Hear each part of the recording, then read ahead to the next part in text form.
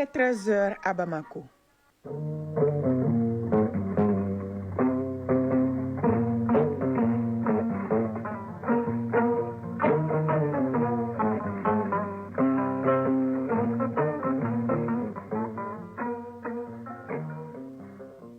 Le journal Kumba Sissé.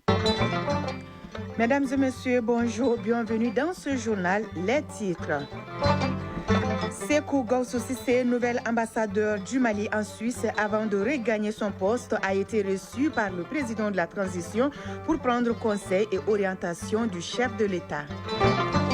800 recrues viennent de boucler leur formation de base de 6 mois au centre d'instruction des 100. Ces jeunes soldats du contingent 2023, deuxième vague, viennent ainsi renforcer le rang de notre outil de défense. En Centrafrique, selon les résultats provisoires, le président sortant Faustin Archange Touadéra remporte la présidentielle du 28 décembre dernier avec 76,15% des voix. À New York, l'ancien président vénézuélien Nicolas Maduro a plaidé non coupable lors de sa première comparution hier devant un juge du tribunal fédéral de Manhattan. La prochaine audience est fixée au 17 mars prochain. CAN Maroc 2025, ce mardi, les huitièmes de finale se terminent avec deux affiches de haute intensité, Algérie, RD Congo et Côte d'Ivoire, Burkina Faso.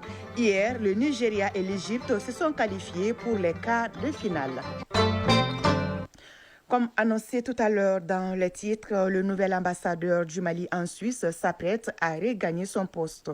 Avant son départ, Sékou Gawsu Cissé a été reçu hier en audience par le président de la transition. Une tradition pour les ambassadeurs qui est de prendre les orientations du chef de l'État. Le président l'a invité à travailler pour raffermir les liens de travail, d'amitié et de coopération entre le Mali, la Confédération helvétique et les organisations internationales. Le compte rendu de l'audience avec Bemba Sibi. C'est un diplomate chevronné qui représente désormais le Mali auprès de la Confédération helvétique et les organisations internationales présentes dans ce pays. Avant de regagner son poste, l'ambassadeur Gawsu Cissé est venu prendre les conseils et orientations du président de la transition. Le chef de l'État a notifié au nouvel ambassadeur de veiller au respect des trois principes qui guident désormais l'action gouvernementale au Mali.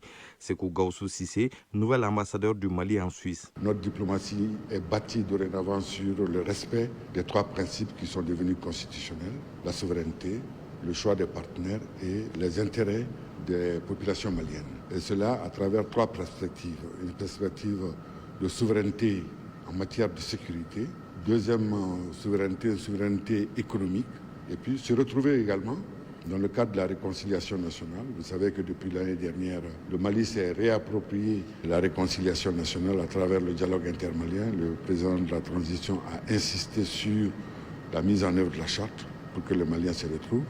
Et c'est pourquoi d'ailleurs il m'a demandé expressément de pouvoir faire le plaidoyer sur la dynamique de l'année de la culture. Parce qu'il faudrait que chaque Malien puisse se retrouver. Il a également insisté sur la dimension multilatérale, notamment tout ce qui est en rapport avec la politisation des droits de l'homme et d'autres règles internationales.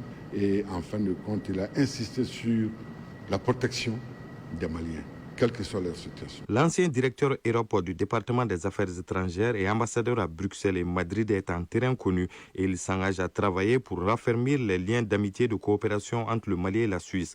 Dans son message, le président de la transition a instruit aux diplomates maliens de bien communiquer sur la nouvelle dynamique confédérale de l'AES. Sékou Gawsu Cissé, nouvel ambassadeur du Mali en Suisse. Que les ambassadeurs, les chefs de poste doivent poursuivre à construire, à faire le plaidoyer de cette dynamique qui va dans le sens des intérêts des populations des trois pays qui se reconnaissent dans cette confédération, parce que c'est une confédération dont les objectifs sont en phase avec les préoccupations des populations, mais surtout, c'est une confédération qui choisit son propre chemin, sa propre feuille de route et qui n'est pas influencée par d'autres acteurs internationaux. Le nouvel ambassadeur du Mali en Suisse, un diplomate de carrière, assure avoir pris la pleine mesure des défis de la mission à lui confier, notamment informer vrai sur le Mali, ses choix stratégiques et la vision des autorités de la transition. Depuis 2022, le Mali célèbre le 14 janvier de chaque année la journée de la souveraineté retrouvée. Cette année, la journée sera marquée par une leçon modèle dans toutes les écoles et dans les ambassades du Mali. En plus de cela, d'autres activités pour raviver la fibre patriotique des Maliens sont prévues sur l'ensemble du territoire. Au ministère en charge de la réforme de l'État, une commission s'active pour marquer cette date. Pour plus de précisions, écoutons Ibrahim Sempara, secrétaire général du département. Il est au micro de Mamadou Fani. De 2022 à maintenant, chaque année, le 14 janvier, le peuple malien se souvient de cette mobilisation historique et patriotique qui vise à défendre le drapeau national, à défendre les valeurs liées à la souveraineté, à mettre en avant la défense de la patrie et surtout la résilience des populations maliennes pour faire face à l'impérialisme, surtout à l'impérialisme par procuration que nous avons failli vivre en 2022 à travers des organisations pourtant dites africaines. Donc la Journée nationale de la souveraineté retrouvée, pour ce qui concerne l'édition 2026, va être marquée par beaucoup d'activités, dont des activités pleinement exécutées depuis les premières éditions, mais aussi des innovations. Parmi les activités majeures, nous pourrons citer des activités de don de sang. Il y a des activités de promotion du drapeau national. Ces activités se dérouleront sur toute l'étendue du territoire national, mais aussi dans les missions diplomatiques et consulaires. Et ce sont des activités qui seront réalisées avec l'implication des communautés africaines vivant au Mali et notamment avec nos pays frères de l'Alliance des États du Sahel. Alors parmi les activités majeures, il y a aussi ce qu'on appelle la leçon modèle. Il s'agit d'ancrer déjà chez les plus jeunes les valeurs liées à la sauvegarde et à la protection de l'intérêt national. Il s'agit donc de faire renaître cet esprit patriotique chez chacun des citoyens. Mais aussi, ce qu'il faut dire, c'est que chaque jour doit constituer un 14 janvier pour nous. À l'intérieur du pays, fin de formation commune de base de 6 mois au centre d'instruction des sons de 800 recrues. Ces jeunes soldats du contingent 2023, deuxième vague, viennent ainsi renforcer le rang de notre outil de défense. Ils ont été présentés au drapeau où ils ont réaffirmé leur engagement. La cérémonie a été présidée par le lieutenant-colonel Bakary Fabé, représentant le commandant militaire numéro 2 de Ségou. De son, la correspondance d'Idrissa Kone. De servir la patrie avec honneur, loyauté et fidélité. Notre outil de défense se renforce davantage. 800 recrues en fin de formation commune de base au centre d'instruction des 100 viennent de s'engager devant le drapeau national. Ces jeunes soldats, contingent 2023, deuxième vague, sont issus de plusieurs corporations, à savoir 335 de l'armée de terre, 422 de la garde nationale, 12 du génie, 25 de la gendarmerie nationale et 6 de la direction du sport militaire. Commandant Modibo Mamadou Koulibaly, directeur du centre d'instruction des 100. Ils ont, durant plusieurs mois, su faire face à l'exigence physique, mentale, morale que requiert notre institution, tout en apprenant l'obéissance, la rigueur, la solidarité, la loyauté et surtout l'esprit de corps, ciment fondamental de toute armée efficace. Au terme de ces 6 mois de preuve, le soldat deuxième classe Mohamed Fomba s'est classé premier avec 17,54 de moyenne, talonné par Baba Dambélé avec 17,20 et le soldat deuxième classe Abdoulaye Koulibaly complète ce trio avec 16,66. La remise symbolique des attestations, les démonstrations en close au combat et en démontage et montage d'armes, les yeux bandés, prouve que les 94 instructeurs ont été d'un engagement professionnel. Commandant Modibo Mamadou Koulibaly, directeur du centre d'instruction de 100. Ils sont devenus soldats en maîtrisant les savoir-faire tactiques et techniques qu'exige la vie militaire à travers les matières telles que le combat, la topographie, le règlement du service dans l'armée, entre autres. Lieutenant-colonel Bakary Fabé, représentant le commandant militaire numéro 2 de Ségou. Vous vous êtes engagé dans l'un des moments les plus difficiles de l'histoire de notre armée, dont le défi sécuritaire est énorme. Et nous faisons face à un ennemi déterminé qui n'a d'autre objectif que de semer la désolation au sein de la population. Le besoin est énorme sur le terrain et beaucoup d'entre vous seront déplacés sur le tas des opérations dans les jours à venir. Sachez que la discipline et le respect des consignes vous conduiront au succès. Un défilé militaire a mis fin à la cérémonie qui a enregistré la participation des forces vives de San, Drissa Kone et Sédou Kamina pour le RTM. En 5e région, un séminaire a rassemblé la semaine dernière des enseignants et directeurs des madrasas franco-arabes. Le dit séminaire renforce leurs compétences pédagogiques, notamment dans l'enseignement bilingue, afin de préparer et améliorer l'éducation des futures générations. Omar Sangalaba.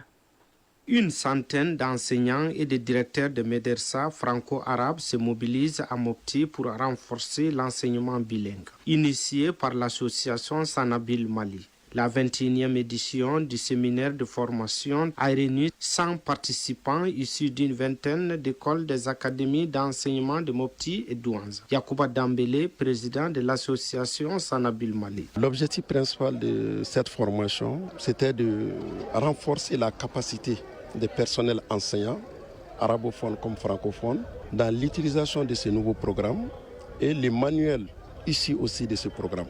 Parce que ce programme est basé à peu près sur 6 domaines. Il y a 4 domaines enseignés en langue arabe, on peut dire 2 domaines enseignés en langue française.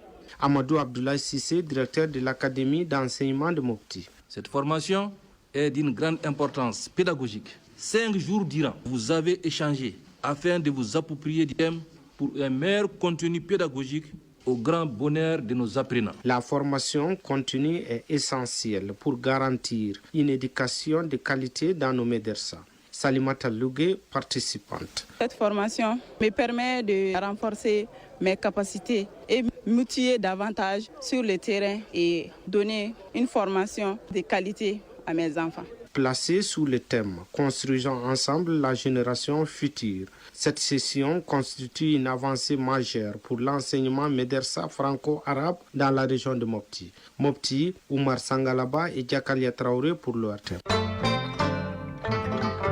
Hors de nos frontières, en Centrafrique, selon les résultats provisoires publiés par l'Autorité nationale des élections, le président sortant, Faustin Archange Touadéra, remporte la présidentielle du 28 décembre dernier avec 76,15% des voix.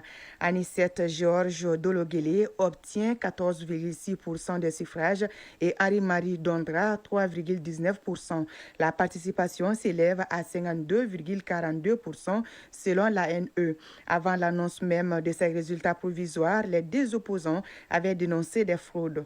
Les résultats définitifs seront proclamés par le Conseil constitutionnel le 20 janvier.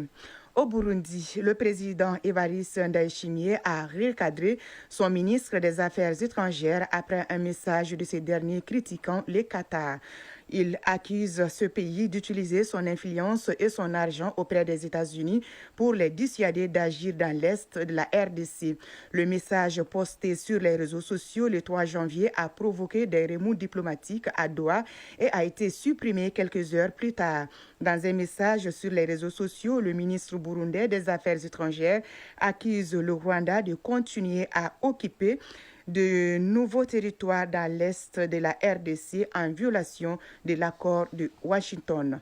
La Chine a décidé de renforcer ses contrôles sur les exportations vers le Japon pouvant servir à un double usage civil et militaire. La décision a été rendue publique ce matin à travers un communiqué du ministère du Commerce. Les relations entre Pékin et Tokyo se sont tendues après que la chef du gouvernement japonais, Sanae Takaichi, a suggéré en novembre que Tokyo puisse intervenir militairement en cas d'attaque contre Taïwan, île que la Chine considère comme faisant partie de son territoire. À New York, l'ancien président vénézuélien Nicolás Maduro a plaidé non coupable lors de sa première comparution hier devant un juge du tribunal fédéral de Manhattan. Lui et son épouse Cecilia Flores sont poursuivis pour 4 chefs d'accusation, dont le narcoterrorisme, l'infraction la plus sévèrement punie de l'arsenal judiciaire américain.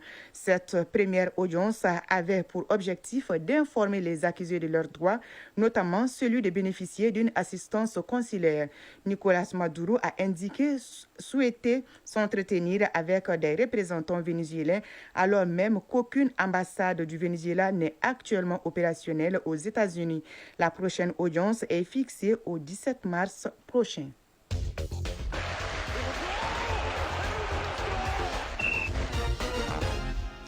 Page Sport, Siragatou Sissé en direct dans ce journal. Bonjour. Bonjour, Koumba Sissé. CAN Maroc 2025, fin ce mardi des 8e de finale avec 2 affiches de haute intensité. Oui, à 16h, au stade de Moulay Hassan de Rabat, l'Algérie en deux coups avec la RD Congo. Les Fennecs et les Léopards se retrouvent en CAN pour la 3e fois et la première dans un match à élimination directe. On suivra de près le duel entre les capitaines Riyad Mahrez de l'Algérie et Chancel Bemba de la RD Congo. À 19h, au stade de Marrakech, en direct sur Thème 1, les retrouvailles entre voisins, la Côte d'Ivoire et le Burkina Faso. Les deux équipes vont se croiser en Coupe d'Afrique pour la 3e fois. On écoute le sélectionneur des éléphants de Côte d'Ivoire, Emers Faye, prudent avant d'affronter les étalons du Burkina Faso. Est-ce que le Burkina peut nous éliminer? Je pense que vous-même, vous connaissez la réponse. Vous êtes persuadé que le Burkina peut le faire. Moi aussi. C'est une bonne équipe. Après, être favori, ça veut absolument rien dire. Être favori, je pense que c'est pour les bookmakers, ceux qui font les paris. Pour nous, ça veut rien dire. On l'a vu encore avec la Tanzanie et le Maroc. C'était un match serré. On l'a vu Tunisie-Mali, où Tunisie était favori, mais Mali a gagné à 10. Donc cette histoire de favori, pour moi, ça veut rien dire. Non pas que j'ai peur d'être le favori quoi que ce soit, ça je m'en fous complètement, mais c'est une bonne équipe, automatiquement une bonne équipe qui est pas arrivée là par hasard. Bien sûr qu'ils vont nous poser des problèmes, bien sûr qu'ils peuvent sur un match nous éliminer. C'est pas parce que vous êtes favori que vous avez l'immunité et que vous êtes obligé de vous qualifier. Donc il faut prendre cet adversaire au sérieux parce qu'il est capable de nous sortir avec la qualité des joueurs qu'il a. Même collectivement, c'est une équipe qui travaille bien, une équipe qui fait des choses cohérentes. Donc, ouais, nous en tout cas, on est sur nos gardes. On sait que rien ne sera facile. On sait que si nous, on n'est pas à 100%, on n'aura aucune chance de passer et d'éliminer le Burkina. Son homologue burkinabé Brahma Traoré respecte à son tour l'adversaire. Nous savons que nous allons jouer contre une équipe très technique avec des individualités marquantes et il faut être prêt à tous les niveaux pour aborder ce match. Et je pense que nous ne lésinerons pas sur les moyens et pour pouvoir gagner ce match. Pour être champion, il faut battre un champion. Les propos des deux sélectionneurs ont été recueillis par nos envoyés spéciaux Ousmane Daou, Tayeb Adjavekoui et Saïd Mohamed Lamine Diarra. Alors, pour le derby ouest-africain Côte d'Ivoire-Burkina Faso, les supporters burkinabés, épaulés par leurs confrères du Mali, annoncent déjà la couleur. Oui, les supporters du Burkina Faso et du Mali, formant une seule entité au nom de l'AS, entendent électriser le stade de Marrakech avant, pendant et après. Ils ont promis le feu, sportivement parlant, pour pousser les étalons à la victoire finale. Isaac Tchenou, l'un de nos envoyés spéciaux, a assisté à l'ultime répétition des supporters burkinabés et maliens.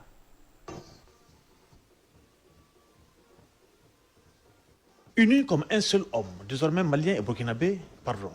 Le peuple de l'AES se mobilise pour donner de la voix aux étalons de Burkina Faso ce mardi face à la Côte d'Ivoire. Une répétition grandeur nature en valait la peine pour plus de complémentarité et de cohésion. Comme pour dire que les tribunes au stade de Marrakech seront surchauffées. Cette union laisse entendre un message clair. C'est Souma Adama, président des sporteurs du Burkina Faso. Je demande à tout le peuple de l'AES de se lever. On demande à tout le monde de focaliser leurs zones positives envers les équipes de l'AES afin que nous aussi, on puisse avoir les étoiles. Souleymane Diabaté, président de l'Union des sporteurs du Mali. C'est tout à fait normal de venir voir vraiment nos amis, nos frères burkinabés pour donner encore un tonus à notre équipe. À la veille de la rencontre Burkina-Côte d'Ivoire. Donc c'est tout à fait normal parce que les joueurs là, on peut le dire que c'est les militaires, hein. Ils sont au front. Donc ils sont là pour vraiment défendre les couleurs nationales. Donc nous, on appartient à ça parce qu'on nous appelle 12e joueur. Donc c'est tout à fait normal qu'on vienne charger les batteries et pour que demain la victoire soit AES. Oui, le peuple de l'AES se fera entendre à travers son folklore à Marrakech. Même si absent de cette CAN, les sporteurs ont eu une pensée pour le Niger à travers son drapeau. Rappelons que lors de la rencontre Mali-Tunisie, les sporteurs du Burkina Faso se sont fait remarquer. À la 35e CAN au Maroc, Isaac Tchenou Ousmane Dao, Tayeb Adjavekoui, Oumar Traoré, Saïd Mohamed Lamine Diarra pour l'ORTM. Hier, le Nigeria et l'Égypte se sont qualifiés pour les quarts de finale. Oui, le Nigeria a éliminé le Mozambique 4-0 et l'Égypte a écarté le Bénin 3-1 après prolongation. Le tableau des quarts de finale se dessine progressivement. Vendredi 9 janvier, Mali, Sénégal et Cameroun, Maroc. Samedi 10 janvier, à suivre Égypte contre le vainqueur de Côte d'Ivoire, Burkina Faso et Nigeria contre le vainqueur d'Algérie, RD Congo. Et quelles sont les nouvelles des Aigles du Mali? Ils iront à Tanger demain mercredi pour se préparer en vue de leur quart de finale vendredi face aux Lions de la Teranga du Sénégal. Le groupe vit bien et la concentration est maximale. Tous les joueurs sont concernés par le choc de vendredi, excepté les suspendus Woyo Koulibaly, Mahamadou Doumbia et Nenebe Dorgeles. Le sélectionneur Tom Saint-Fit saura trouver la bonne formule pour déjouer le système mis en place par son homologue des Lions du Sénégal, Papa Bounatiao. Alors, Siragatou Sissé, merci beaucoup pour toutes ces informations sportives. Mesdames et messieurs, c'est la fin de cette édition. La partie technique a été assurée par Bintou Traoré, réalisation Douache Diakité, coordination Brahma Traoré, à la mise en ligne Sekou Traoré. Merci de votre aimable attention. Excellent après-midi à toutes et à tous.